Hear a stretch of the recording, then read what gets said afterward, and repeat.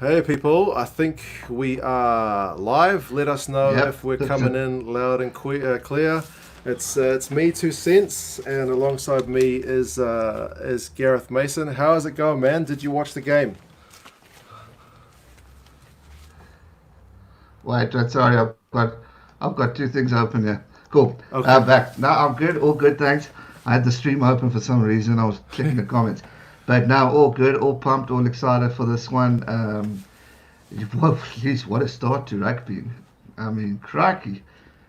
Like we Did you said have a before we drink in started. your hand through that one? Was it coffee or were you already on the beers? I mean, it's evening here No, for me, so. it was coffee. It was coffee. But for this one, I thought, why not crack one open? Just Oh, to join good you man, guys good because man, it's evening. good man. All right, cheers everybody. We'll start with that. Yeah, yeah. Finally, we're doing it. Yeah, I think these people have people been have been asking waiting for for it. this for shapers. Yeah. But yeah, no, So it's been good.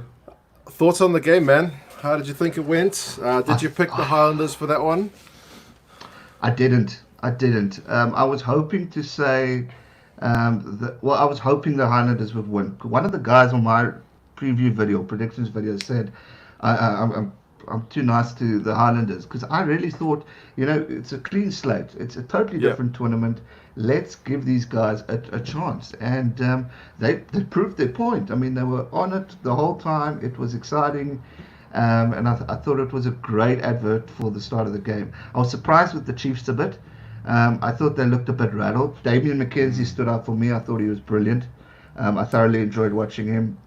But one of the stars for me of the game was Aaron Smith. I thought he led from the front with the Highlanders, and it made me realize because I've always been biased towards TJ Perenara, Hmm. but for me, Aaron Smith showed why he's one of the best, in my opinion.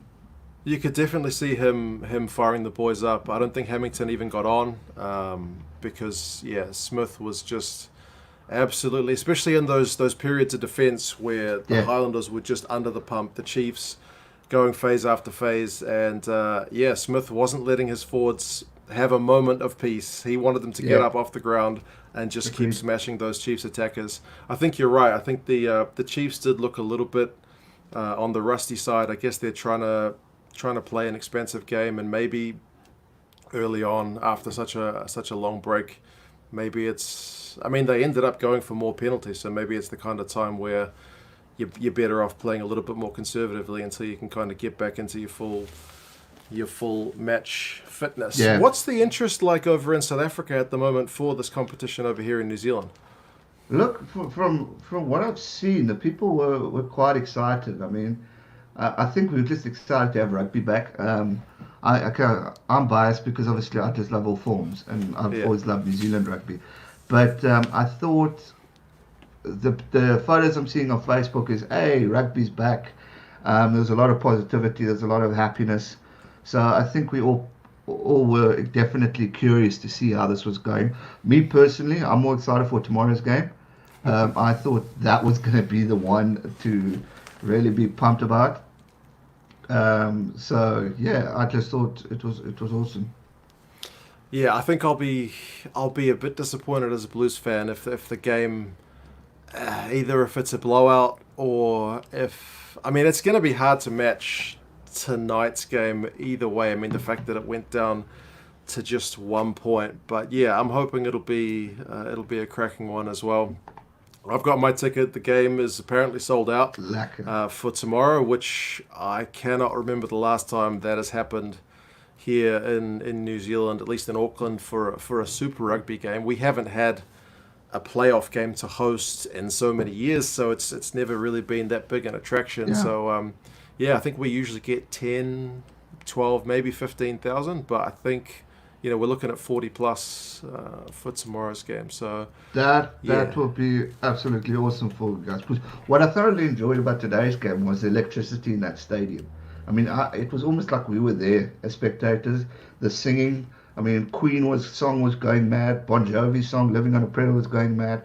It was awesome. I thought it was like a different atmosphere in the air for the sport, which I thought was great. Yeah, it's one thing I actually did. I did a couple of videos on it during the lockdown when there wasn't that kind of much to talk about. So I was talking about some of the kind of more abstract stuff, and it was what is the atmosphere like at the games here in New Zealand? And again, I've never been Yeah, to a game in South Africa, so I'm not quite sure what it's like. But generally speaking, in New Zealand, we are a bit quieter than some other places. You know, we tend to sit down and clap a bit more. But you're right. When you looked at those close oof, shots at South the Africa zoo, are loud. you're loud. We're very vocal.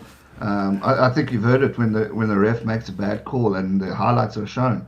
I mean, often the referee's forced to go back because the booing is so loud, especially when we play you guys in New Zealand or when New Zealand come down here, because then we want to we want to get any opportunity to try and get a win. But no, we're loud. But that's the one thing I've enjoyed about you guys is the clapping, the respect, and all that going, and also less booing when a kicker kicks. I mean, I've never been a fan of that, no matter who it is. But you know, it's sport. We still do a bit of the booing. I don't think we're quite as good as like the Irish are pretty good. I think for not booing. Yes. We still do a bit of it, but again, I've never been a big fan of it because I always think if I was the kicker, that would really spur me on to definitely want to kick it more. But Yes. yeah, I I think don't. You go. if we go in the old days, Andrew Mertens, I mean, when he played in Durban, obviously being born here, I mean, True. the South Africans, gave him a hell of a time. I mean, they would boo him badly, and I think that's why he walked off the one day, pulling the finger to the whole, Yep, to the crowd. I mean, because it's just, and he's still not a fan of us in any case. But that's true. yeah, he doesn't But I like mean, South Africa one bit. at least that was some passion, right? There's a bit Yes, of a bit of back and forth between him and the crowd. We had that years ago with Carlos Spencer. He went down, to Christchurch when the Blues won a game down there, which is yeah, telling you how long ago it was. But yeah, he also gave gestures to the crowd. But I think that's the kind of thing maybe we have been missing a bit. So yeah, for tonight's game, it was good that it was properly electric. And I think tomorrow's game hopefully should be the same. You got Bowden Barrett first game for the Blues, definitely. sellout crowd. It should be. It's unfortunate that Geordie Barrett's not playing because that would have been the whole Yes, Barrett versus Barrett story. I'm But gutted about that one. yeah, who are you picking for tomorrow's game? I'm actually going with the Blues. I've stated quite clearly that they are my team for this tournament. I've always liked the Blues, even though they've never been the strongest. But I've been excited with what rugby they played at the start of the original Super Rugby campaign. They were showing a lot of heart, soul, and all that, and that was without Bowden Barrett. And I think a lot of people might have thought, oh, Bowden's going to be the boost.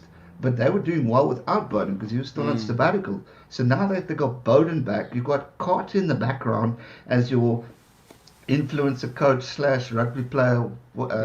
I mean, it's just so much excitement for the Blues currently, and I think it's gonna be a very exciting game. So I'm going Blues, but hey, the Hurricanes are a phenomenal team. Already some years back, you know what? Yeah, It's gonna be a cracker.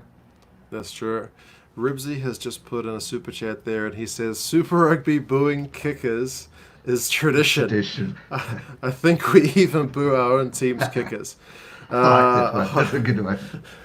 It'll be interesting to see how much I don't know patience Blues fans have with Bowden because he is. I mean, he's not got the savior tag too much on him because, like you say, the Blues were doing well this season before he Yes. came along. If the Blues had been in the doldrums and expecting him to kind of lift them out of it, it may have put a bit of extra pressure on him. But the fact that they have been doing well, it doesn't add that level of pressure. But if he does miss a few sitters, then yeah, that will be an interesting one to watch. If I you look at agree. the Blues fans' Facebook page or something after the game, and also Big Will is a big Blues man. He says Blues for life. Wholeheartedly agree with that, Mr. Big Will. Definitely Blues for life. I'm going to be down in the cheap seats tomorrow. Usually I have a sneaky trick because Eden Park never sells out that I can buy the cheap Yeah. seats and essentially just walk around to somewhere a bit nicer. But I don't think I think it's going to be a good crowd. I think people are excited for this one. I think there's, like I said earlier, it's a different attitude, attitude in the atmosphere. I think people are just relieved, and I think I'm myself included appreciate the sport so much more because of what we've missed and lost over the past few months. So I think it's going to be massive. So I don't think you'll be able to walk around that much. But who knows? Maybe you well known over there, so maybe they'll sneak you a seat there. We'll see. Do you think, because the South African competition is probably still maybe going to be a bit further away, but the Aussies are going to get underway in about a month's time.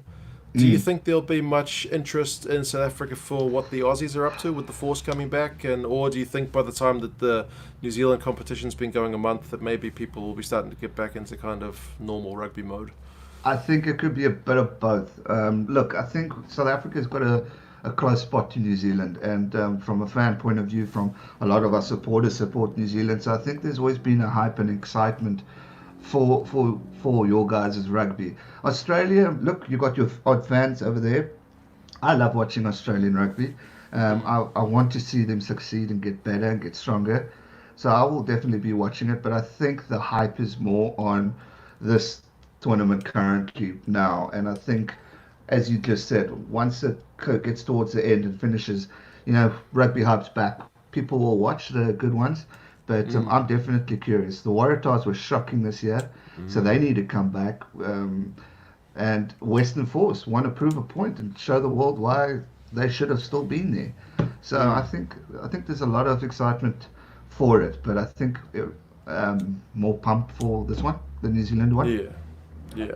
I can kind of see that. I mean, New Zealand is, I mean, with the All Blacks, it's just kind of that country that people often look to for their rugby, maybe more so than Australia. But yeah, like you, I mean, I'll be watching it no matter what, and to see whether the Western Force can do that kind of fairy tale story and give their own gesture back to maybe the people who kicked them out of the competition.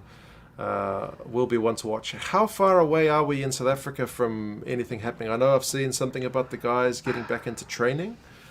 Yeah, they're back into training. They got the permission from government, and there's talk of Currie Cup CEO said that it's coming back in August, but it's still going to be behind closed doors because unfortunately for us in South Africa, our infection rates and the death rates are still growing and rising. We've had no decline; it's all inclining because not much testing. Our testing process has been absolutely shocking.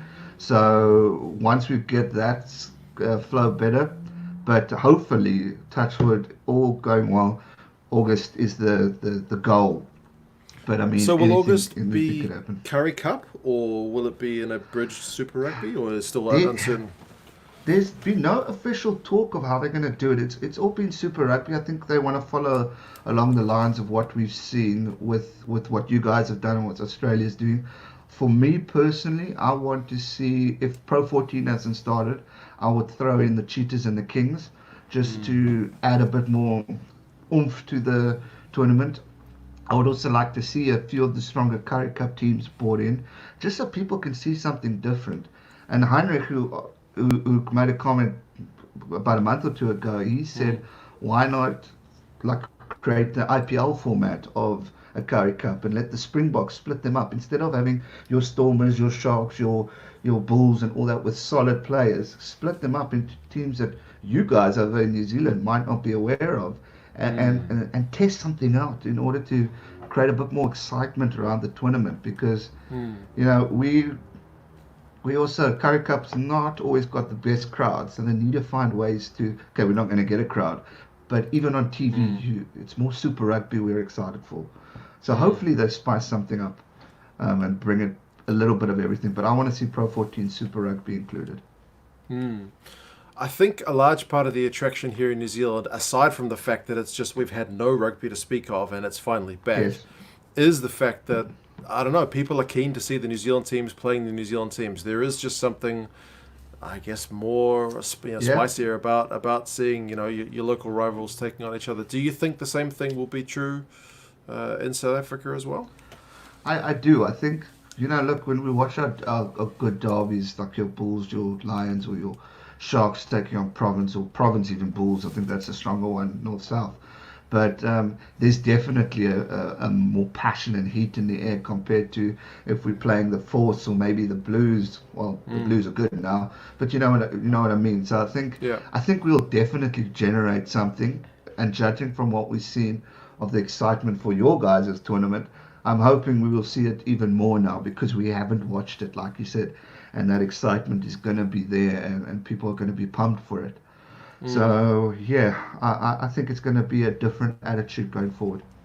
Now, we mentioned off air that the fact that tomorrow's game is on at a pretty early hour over there in South 5:30, I think it Africa. is. Yeah, I know they wanted to get that done here as kind of a marketing thing to get people along to the games, essentially, because people complain that the games are on usually around 7 p.m. Yeah. Means, you're not leaving the stadium until after 9. It's not the best kind of time to be going to the game if you've got young kids. But they've really promoted tomorrow's game pretty hard, saying, especially for some of the sections, if you buy an adult's ticket, you can bring a kid for free. It's an afternoon game. But, obviously they moved tonight's game to 7 o'clock. I'm not sure whether that was about the broadcasting deals or whether that was about what the official reason was to get people there from playing club rugby in the afternoon. But, so you're going to be getting up to watch the game live? I'm thinking about to tomorrow's one. I'm probably, if it was the other way around, if it was Highlanders Chiefs, I would have probably said no, because I'm keen for the Blues one. But after seeing what I saw today, I'm even more excited. So I probably will, because I think it's going to be a phenomenal game. People are excited to see what the Blues can do. What the Hurricanes can do. So I think there's a lot on the line, and I think now that the Chiefs have lost, and I did a video yesterday talking about who can dethrone them, and the talk was the Chiefs. I mentioned the Chiefs, and now the Chiefs have just gone to lost to the Highlanders. So anyway, anything's possible. We don't know how the Crusaders are going to play next week. So I think there's excitement, but yeah, I'll probably be up for that one. Okay, good man. Good man. That's the only right answer, by the way. If you'd said no, I was probably going to have to give you a bit of stick alongside the 100-odd people that are watching along with us. So yes, G-Man is going to watch the game live tomorrow. So I think I'm more debating whether or not I'm going to stream it, but definitely watching it. Okay, well, you guys will have to let G-Man know in the chat whether you want him to stream the game. Obviously, I'm going to be at the game, so I will not be streaming. If you are streaming, I'll definitely pop into your stream at halftime to say hello. See if I can give you the inside word from whatever's that'd going be quite on. Cool, actually.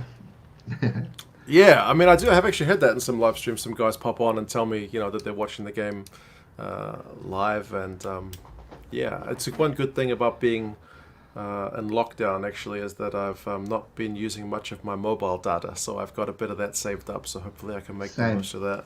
Same. I was thinking about that with the whole stream talk when Georgia was supposed to come down to South Africa, because I was going to definitely go, and I was thinking of taking the phone along, putting some good old data in, and doing like a live stream type thing there, because it might be different. And then SuperSport or whoever's broadcast got the rights where it can't copyright us watching the game. But again, there's a lot of detail into that one, but it's a thought for us going forward. Yeah. I'm actually not sure if you're allowed to take footage of the game, even if it's your own. I think at the Rugby World Cup, some people got their videos taken offline, even if it wasn't like people trying to get tons of views, just like sending videos to their family. I think that happened, but I'm not sure how strictly they would police it at Super Rugby level. I know Sky Sports in New Zealand. A few anthems taken down for that reason. So probably, okay, never mind. Scratch that idea. Ribsy says going for the Crusaders is like going for the Patriots. It'll be interesting to see how the Crusaders go, because obviously they've got an extra week of training by themselves. So do you think they're going to come back a bit off the pace, or do you think they'll be 100% match sharp? I think they're going to be 100% match sharp. I think I was hoping you would say no. They're going to be. I wanted to say no. I really want to, because I want to see it being competitive and up and down. But Scott Robertson, I think, is a genius, and he'll be watching what's going on this week, and he will be up and down training these boys so that they're fully fit. But I think the same would have been thought maybe from the Chiefs today. There were a few people saying they'll put 20 points on with the Highlanders, and I mean, look who won.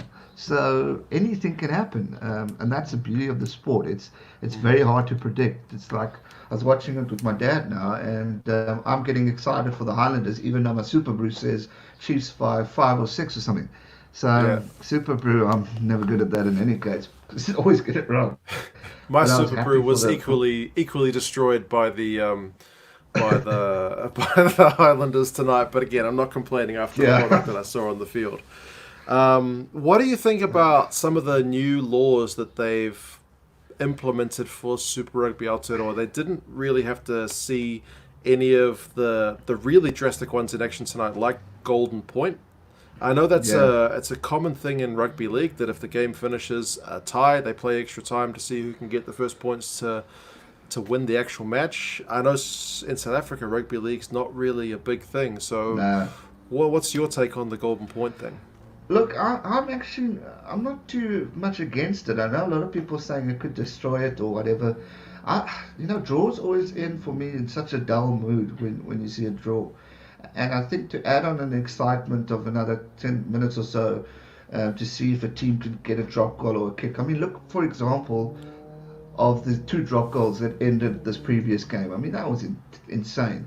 And watching that battle about was, for me, good. So in order to see someone try sneak a drop goal, be more concerned about a penalty or go for a try, I think it will be extremely exciting. So I don't mind it. But I know people's got their own thoughts on it, but I think it's cool because we're not going to get a draw at the end of it. So yeah, I'm for it. What What's about your for take? the red? Oh, my take on it. Yeah, I don't mind it either because, like you say, I'm used to it because I sometimes watch American sports. Like the main one I used to watch when my son was born and I was stuck at home with a young baby and lots of daytime TV, which I didn't want to watch. I ended up watching heaps of ice hockey, and All ice right. hockey doesn't do draws. At least in the regular season, they go to overtime. So they play with fewer players. Actually, they usually have, like, apart from the goalies, they go 5-on-5. If it goes to overtime, they go 3-on-3. So there's a bit more space out there. I guess it'd be Yeah. like kind of switching to sevens or something in rugby union, which would be a bit more dramatic. But yeah, they never finish it in a draw. They go to a penalty shootout if it's full time. And I mean, yeah, it's probably not the same as getting the win outright, but at least it's Mm, at least it's a result. How agreed. about the red card thing, which is maybe a little bit more controversial in terms Yeah. of you don't get to come back on, but at least you can replace the red carded player after 20 minutes. Some people have kind of said you're going to get people doing stupid, reckless things to deliberately injure key players. Other people are saying the idea that a professional sportsman would deliberately go out to injure another player is just farcical. But what do you reckon? I think both points you just said are spot on. I think people might look. I'm for it for the team's sake because a player needs to be punished if they deliberately do something stupid or don't think like the spear tackle or tackling without when the guy's in the air, etc., etc. Sometimes it's accidental. Sometimes they're just not thinking. So for a team that's maybe playing well and then a red card totally changes the game or it turns a good game like we saw today into a walkover, it's unfortunate with that red card because it ends up being the highlight of the topic. The red card got the game. So I think for a team's sake it's cool. But I do agree the concern of players maybe being a little bit more reckless without thinking because they're like, okay. But also to counteract it, players know that they will be kicked off. So they Mm. can't literally deliberately do it because they will be cited still. They will miss out on that game. Yes, the other guy will have an opportunity. So again, I don't mind it, but there are the odd concerns that I would have about it as well. Yeah, I think. I mean, my initial thoughts were also that you may get a little bit of that deliberate stuff, but Yeah. I can't. Maybe at a World Cup final, but again, even then, that may be a bit stretching it. I can't see it at this level, but again, I We guess we we'll wait and see. One thing I we thought don't. might happen actually was Yeah. with the ref today, because there was one yellow card where the guy kind of fell on his shoulder area. Yes, Where like some of the guys in my chat were kind of like, that could even be a red card. I thought at one stage. You thought it might be red? Red, yeah. Just because he wasn't watching, and to me, he didn't look like he was trying to backtrack from it. But again, I was also curious to see how it would work with the red card story. But I was also 50-50 on it. My dad and I thought red. But then when you watch it again, maybe yellow's fine. It's one that I thought maybe the ref may have it in the back of their mind. If I red card him under the new rules, at least he can be replaced. So I know, the refs are only human, so it kind of must go through their mind. As much as they're told to follow the protocols and whatnot, that they don't want to be the guy who's the discussion point of the game at the end of the game. And this rule takes a bit of that pressure off them, that at least if I red card him, he's gone for 20 and he gets replaced. Yes. So I didn't kind of ruin the game after only 20 or 30 minutes kind of thing. The pressure's still definitely on them. Like at the breakdown, they were really strict on that, and I think that would be a lot of people's talk. And I think it was 30 penalties. Yeah, no. What did you think about that? Do you think it was disruptive to the game, or did you think it still kind of flowed? I find it hard to judge because we haven't had rugby for such a long time. Maybe exactly. I would have taken anything and still called it gold. Well, that's exactly my attitude towards it too. It's like when people said the penalties, and I'm like, it didn't really worry me at that stage because I think I was just so invested in how back and forth this game was. So I wasn't too faffed, but when I saw the stats, I'm like, oh shit, that's actually quite high. And it's not something you see from both teams being so big. So that surprised me a bit, but it didn't bother me. I didn't go back and say, oh, this ref, or oh, that was a shit call, or oh, this and that. I didn't have that moaning instinct. It flowed, and both teams were making errors, which I think maybe evened it out a bit. True. They tried to prepare the rugby public here as much as possible by kind of putting out a video which was like a PR release, basically to say, and I know South African Rugby magazine picked it up as well, with their line like, don't, before you start yelling at your TV, this is what the refs are doing. And it wasn't even that much, it was not all rule changes, but more just they're really going to police the laws really strictly, which again is probably something that maybe rugby suffers a bit with sometimes, in that some refs, they let it go, other refs will police it hard. So as a fan, you have to look at the ref's name before the game even starts to get an idea of how the game is going to be policed. Maybe that's kind of why Nigel Owens is so popular with everybody. For the most part, not everybody likes him, but because he's more one to let the game go than to call every single thing. No, I agree. I think also what didn't affect me in this one is the ref. It was a neutral game for me, so I wasn't really going, man, I'm big behind, and decisions were just flowing by. I think I was just blinded by the quality of game and what it was, the excitement of it. So it didn't really affect me. But maybe tomorrow, who knows? Maybe we'll be complaining about the ref with the Blues or the Hurricanes. Yeah, I may struggle to have the old neutral, especially you guys who are actual diehard Blues supporters, as much tomorrow. Yeah, I watched the game with my old man tonight, and it's an interesting one because he's 70, and the game has changed a lot, since he used to play.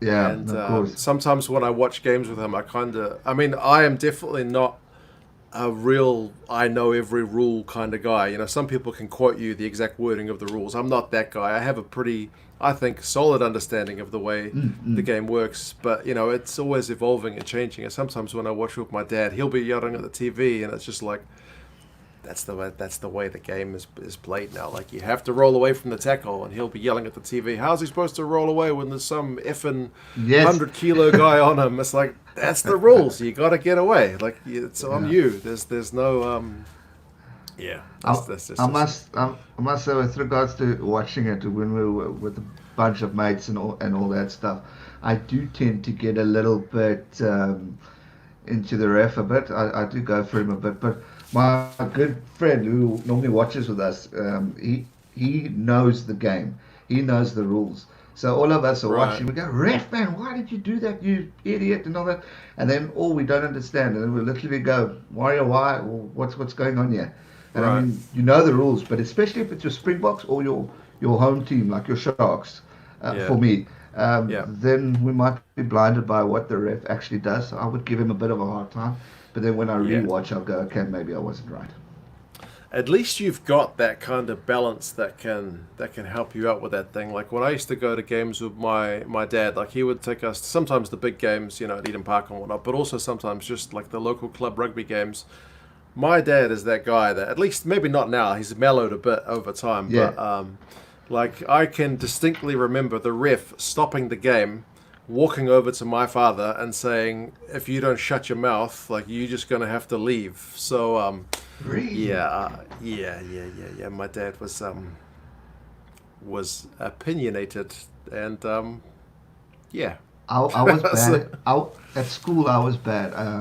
When we played soccer, okay, it wasn't rugby, but I was told to go off on a game because I was giving the ref a hard time. And then the next game, our juniors were playing, and that same ref was there, and I didn't like him, and I gave him a bit of stick as well. But I've also given, and I remember this, 2009 when the Lions played the Kings for the first time. Or I think they were the Kings then.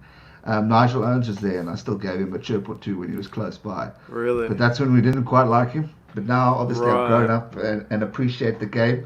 I Right. respect these refs a bit more, but then I didn't. Right. Okay. You've mellowed a bit as well over the Yeah. years. Yeah.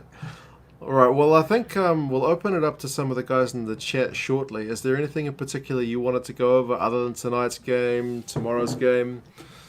Yeah, definitely the whole talk of South Africa leaving.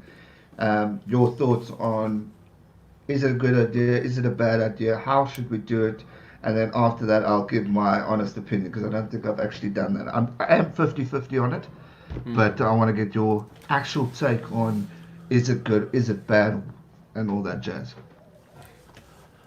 It's a tough one because It really I is. mean, my gut reaction is like I love the guys having to go to South Africa. I think it's one of the things that helps them grow as players. And in terms of like New Zealand, where we've got rugby league as a competing code. Now it's not at the same level. Like we've got one professional league team and 5 professional super level teams, plus the Mitre 10 teams who are kind of like semi-professional. I guess they're fully professional, but like Yeah. comparative levels, it's 5-1.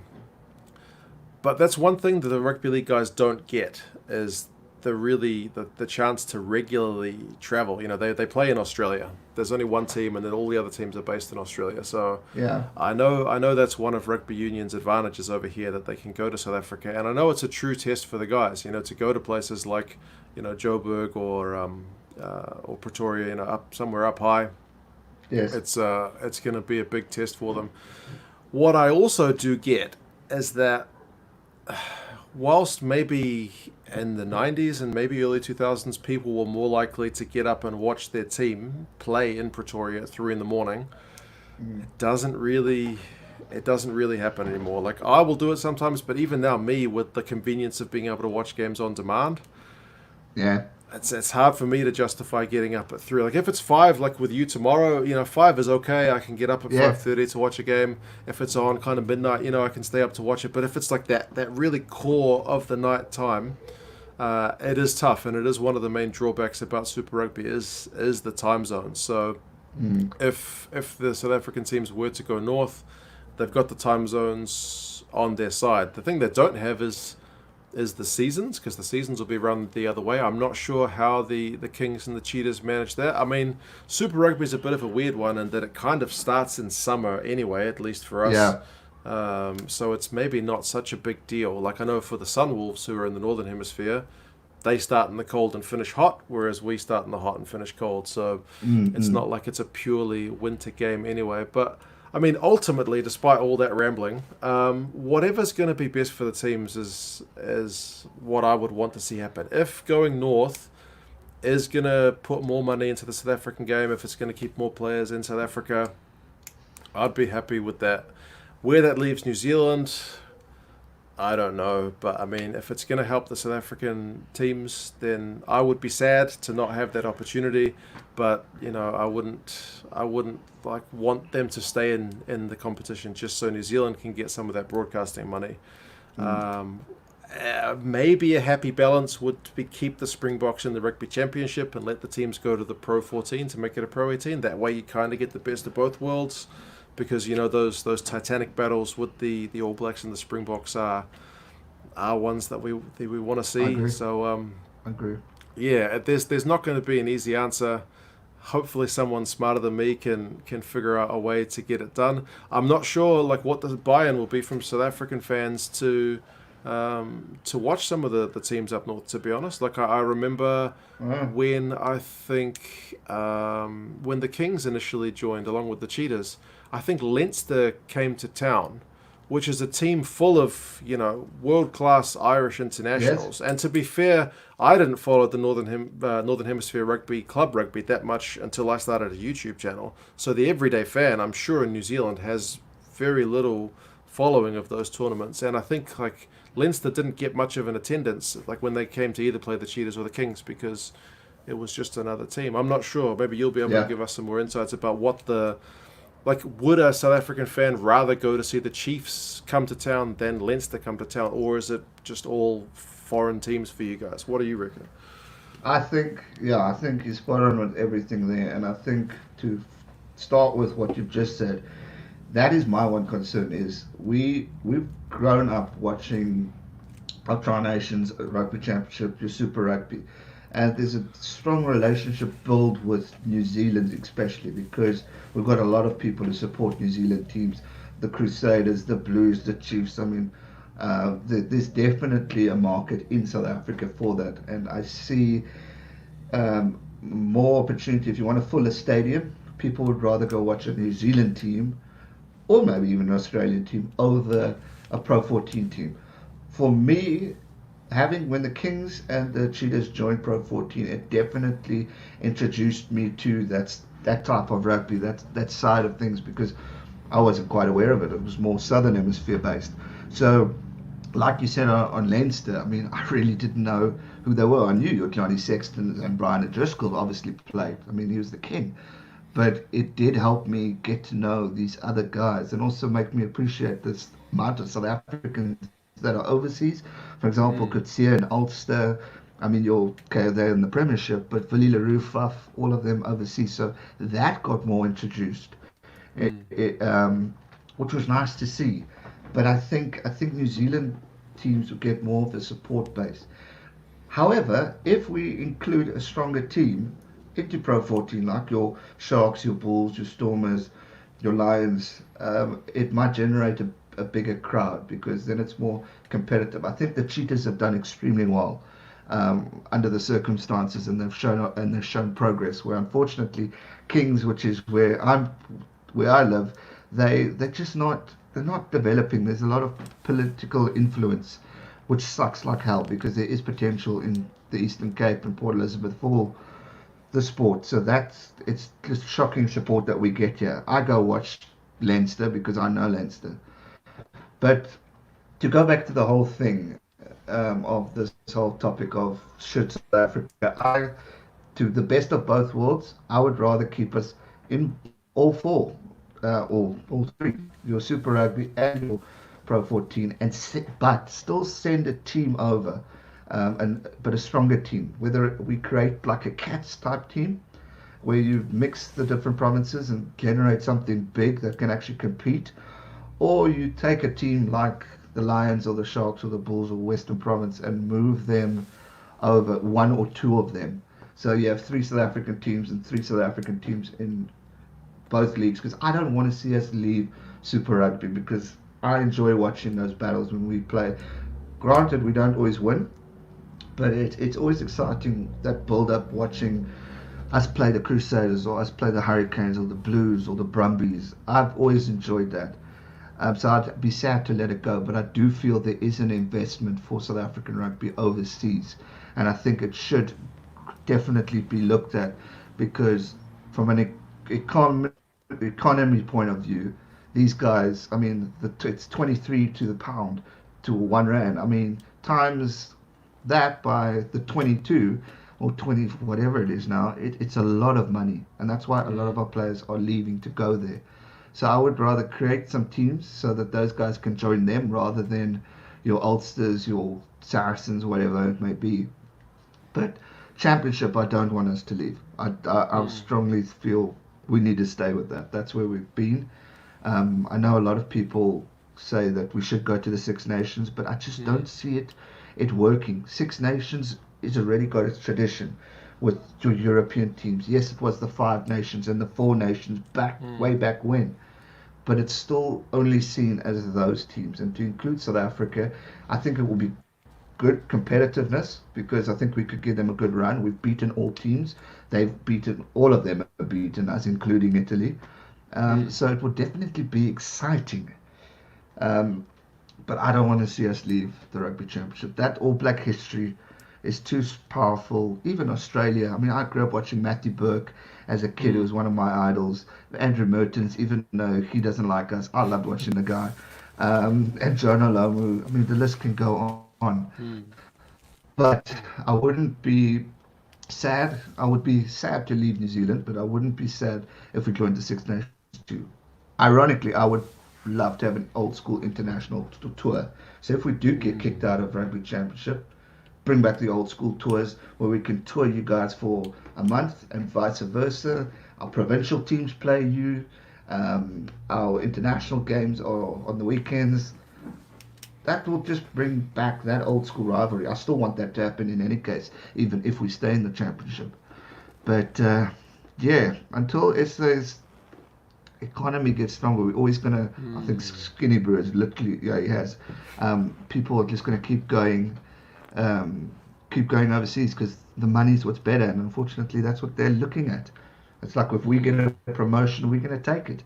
I used to be against it because I thought, are you playing for pride or money? But unfortunately, at the end of the day, you got to think of your future. True.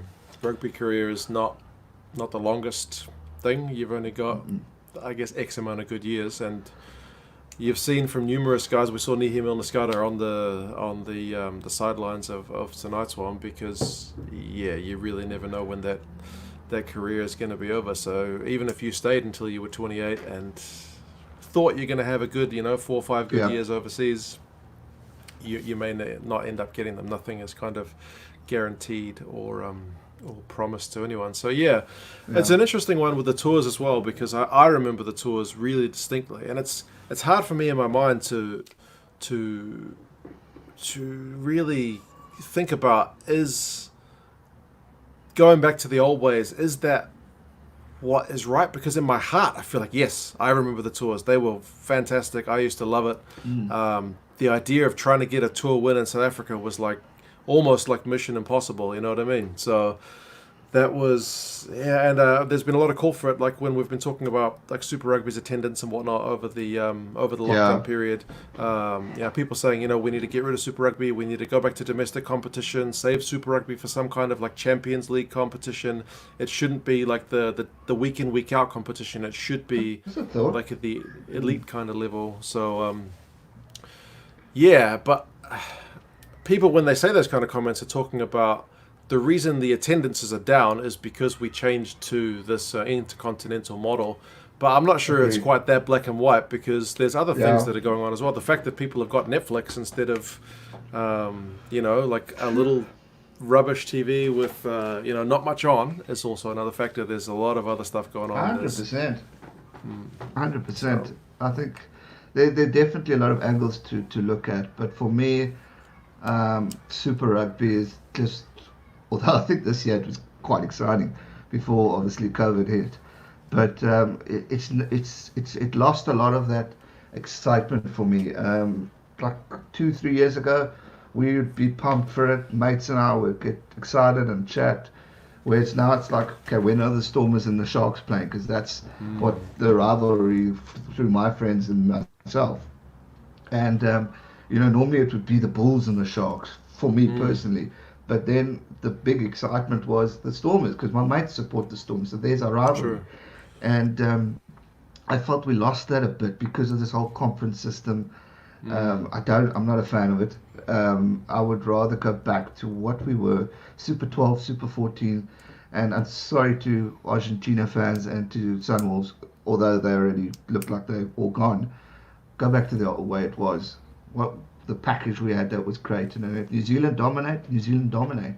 It just means the other teams need to up their games. And I mean, that whole story of Super Rugby is boring because New Zealand keep dominating. It's absolute crap. I mean, get better. What can you do to beat the All Blacks? I mean, all the New Zealand teams. It's been done before. Why not again?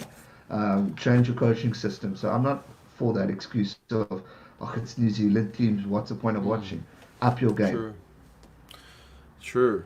If you guys have got any questions for G-Man or I, chuck them in the comments now. I think we'll go over them before we finish up. But just on that point, I agree with that because, I mean, there's other popular sports around the world. Like, I think the Bundesliga, Bayern Munich win, like, virtually every year. I think they've won 6 or 7 years in a row. And people talk about it's the Crusaders that win it all the time. They've won it 3 years.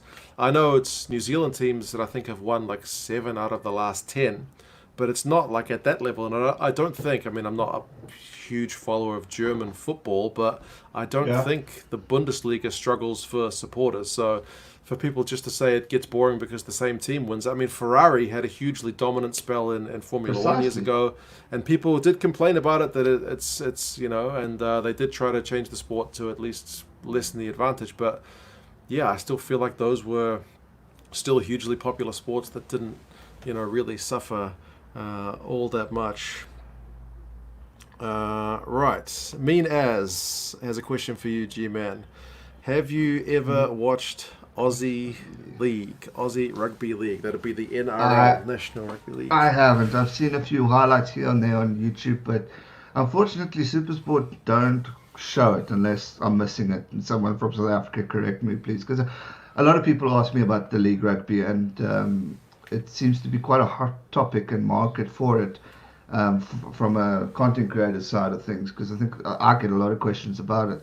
But no, I'm not too familiar with it. I do not know the rules of it. I know it's different, and a lot of people say it's more exciting.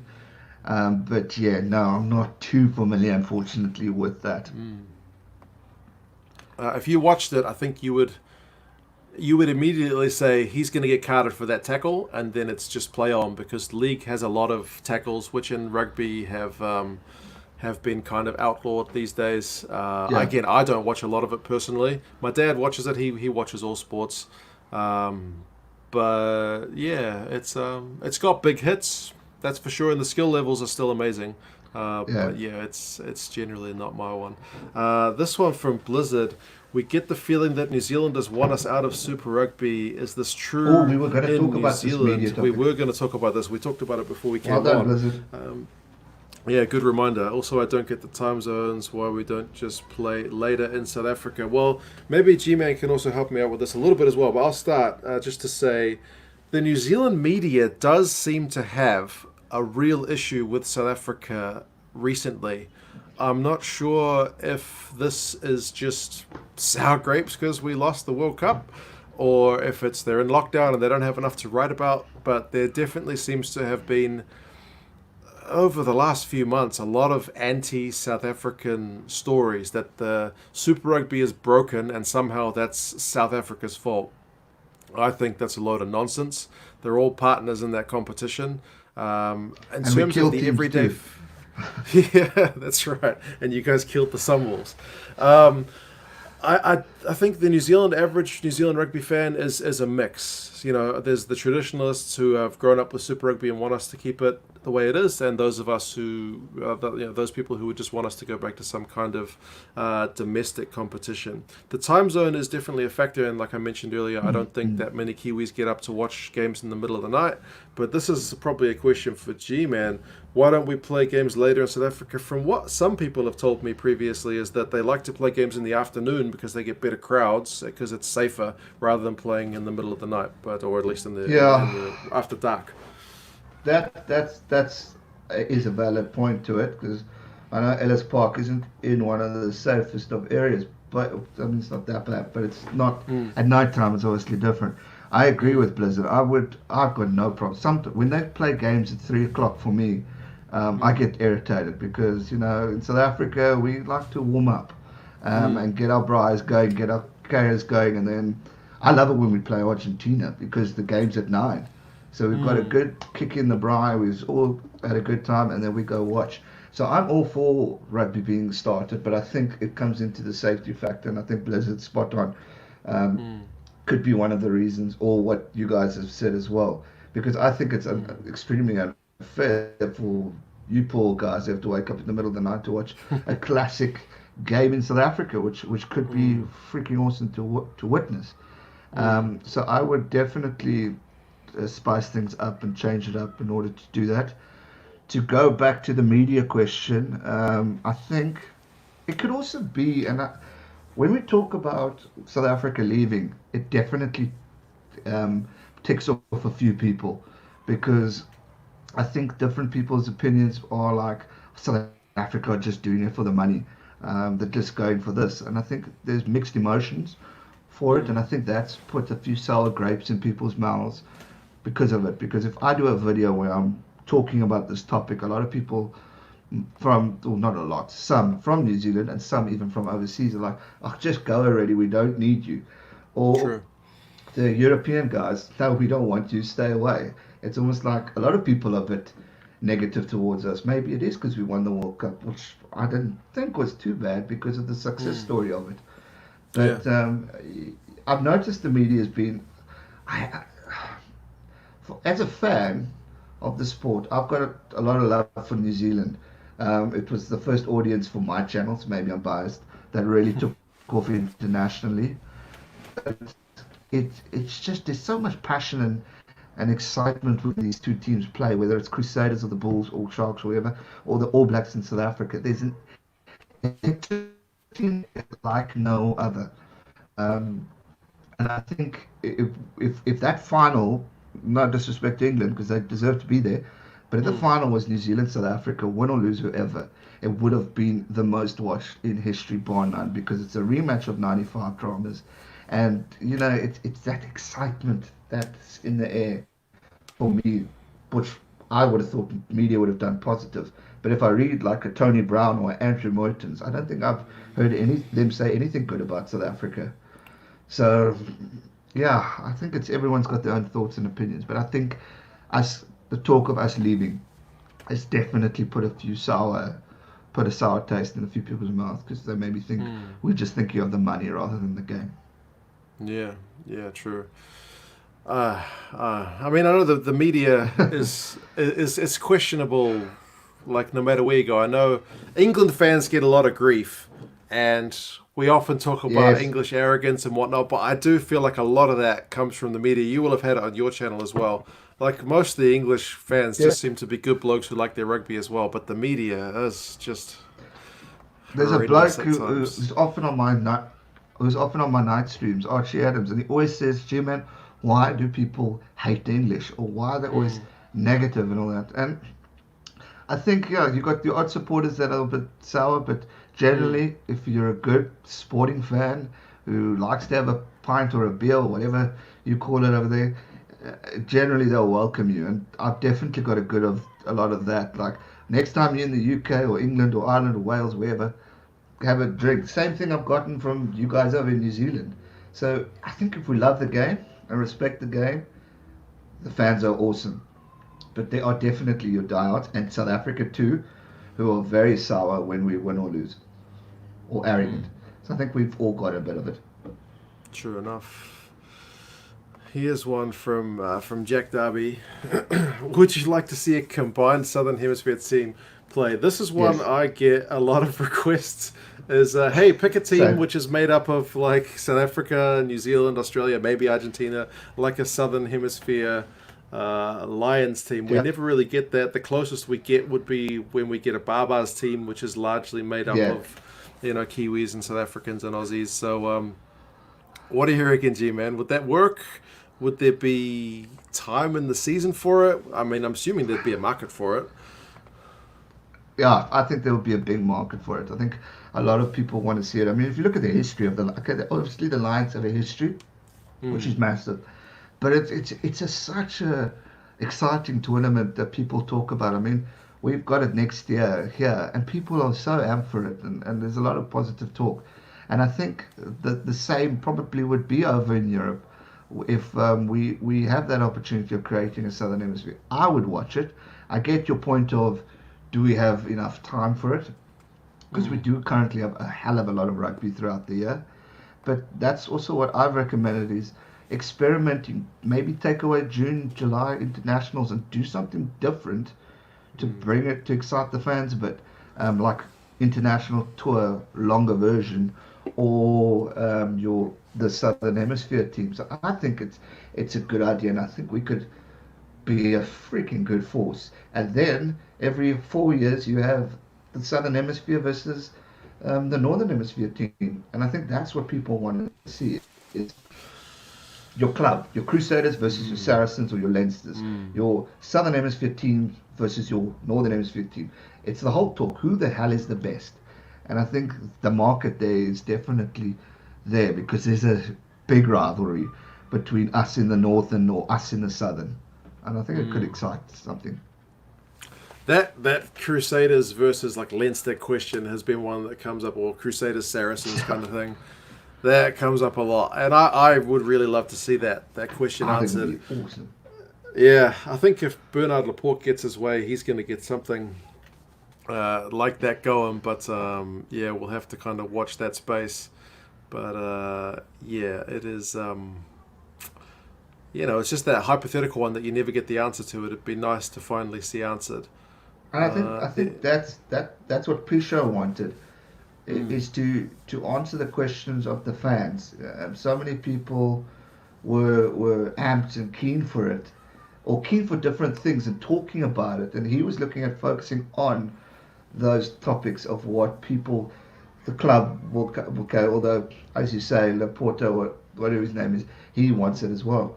But it's to bring it a bit more to what the fans want. And I think if we can do something like that, we could kick the sport into another level where it has the opportunity to be not maybe as high as football, but it can definitely improve. This is one I've been wanting to show for a little bit. I finally just found it. Irish fan, I guess, talking about the media stuff that we were talking about, how they can be pretty bad. And I have heard some Irish fans talk on the channel about their media being pretty bad at times as well. I guess that's a universal thing. A topic came about banning the haka, and he thought it was ridiculous. Geez. You must have had that question come up at times before. I did. Yeah? I did. I've had it a few times, and I've actually done a video or two on it. There is nothing, as a South African fan, more exciting for me than waiting for the haka. The haka for me is my excitement. Even on, was it EA Sports, one of the rugby games?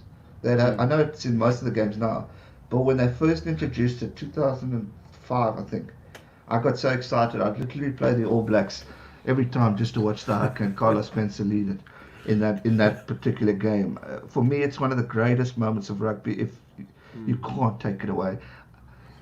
A lot of people have said having the South Africans have their own little war cry to compete, maybe, but it's an All Black New Zealand thing, and I love it. I'm all for it. Yeah. Does it give him a bias? No, I don't think so. It gives him a little bit of vuma, but if you look at the South Africans in response, I mean, our boys get just as animated and emotional. Some laugh, some smile, some want to walk into your face like the beast. Right. I would, however, like the ruling of it, of the how many meters apart to go away, and have a little walk up and give them a little bit of your own, in a respectful manner, of course, but just to challenge. Like 95, when Cobus Vissa went straight up to, I think it was Jonah Lomu. I mean, you got to have big kahunas to go up to one of the greatest rugby player in the world, as in Jonah. So I would like to see a bit more of that. Yeah, I guess that's one thing that, again, it came up a bit in the attendance videos I did, is that they have been trying to make the game, I guess, as inoffensive as possible, and that kind of spacing thing is a good example of that. Yeah, I mean, obviously I'm a New Zealander, so I'm going to be biased and say, hell yeah, we need to keep the haka. But I mean, if you've seen the historical videos when they were doing the haka in like the 50s, maybe earlier, like it's a very different thing from what it is now. So the All Blacks have had a good record throughout their history, long before I was watching them. And the previous versions of the haka, at least the way they did it, was not intimidating at all. At least for mine, it would be more like, watching a cultural show. It's not like a particularly intimidating one. So the All Blacks, I don't think, can give their record just solely down to that. And I mean, there's been examples. Yeah. There was once in Wales where there was a dispute between the All Blacks and maybe the Welsh Rugby Union about when they should do the haka. Was it like before the anthems or after the anthems? And there was a disagreement. So the All Blacks just did the haka in the sheds. They didn't do it on the field. So there was no haka before the actual start of the game. They did it before it came out. I haven't heard that one before. Yeah. It was years ago. I think maybe in the 2000s. And then the All Blacks went on to win that game, without having to do the haka. It's all in their mind, man. Yeah, I think it's just one of those. Maybe it's just one of those clickbait things that comes up in the media every now and again. What do you think on that topic? Because I did something the other day on it, of the response of the fans to the haka, like the cheering, the singing, like for when they hear we can't olay the hell out of it at the park. Obviously, England's got their own song that they sing. Ireland even started something up now. What's your take on that? The response. Yeah, look, I don't like the booing. I think that's wrong. Yeah. But a good chant to it could be quite. Gives it a little fight. 100%. Get into it, man. It's made for all of us to kind of to get behind our team. So yeah, I'm sure there are New Zealanders who will do the haka along with the All Blacks in the crowd, and there are opponents who will sing a song, chant something, do Waltzing Matilda, do Sweet Chariot, whatever it is. I think that's all engagement. That builds the atmosphere, and I think they've even had like Māori cultural experts who specialize in the haka, and from their point of view, from a cultural perspective, even they've said, it's fantastic. So I don't see any. Yeah. It's just I guess the time we live in where people like to get offended by by lots of stuff. If I have to look at my late grandfather, he would totally be against it. It's quiet, watch it, listen. Whereas me, obviously the other generation, I'm like, let's sing, like Heinrich says, Shores or Loza or Olays or like you mentioned, Waltzing Matilda. It's just exciting, man. Yeah, exactly. Right, well, we have been going for just over an hour. It's 10:30 over here, and it's my wife's birthday tomorrow. So I have promised that I will take her out in the morning because, as we all know, I have got plans in the afternoon to go watch the Blues and Hurricanes game. So G-Man, this has been a fantastic chat. It's been awesome. I've thoroughly enjoyed it. Long time coming. Yeah, exactly. I hope you guys in the chat enjoyed it as well. I'm sure G-Man and I can get this kind of thing sorted again at some point soon if you're keen. I'm always keen. I love this. I think this is awesome. And it's nice to see a few old familiar faces down from New Zealand as well. So I've thoroughly enjoyed it. Exactly right. All right, man. Well, you also don't stay up too late tonight because you've got an early start tomorrow for you, 5:30 kickoff. We'll see how that goes, but yeah, fair enough. Yeah. All right, guys. Well, cheers for I like joining along in the stream, and thanks to G-Man for having a chat. We will definitely do it again at some point, and fingers crossed for a Blues win with Bowden Barrett fullback tomorrow. It should. I'll be backing you guys. Blue side tomorrow. Let's go Blues. Good man. Sorry, Hurricanes fans. Good man. All right, guys. That's it from me. And from me too. Stay safe, Okay. never give up, and we'll see you soon.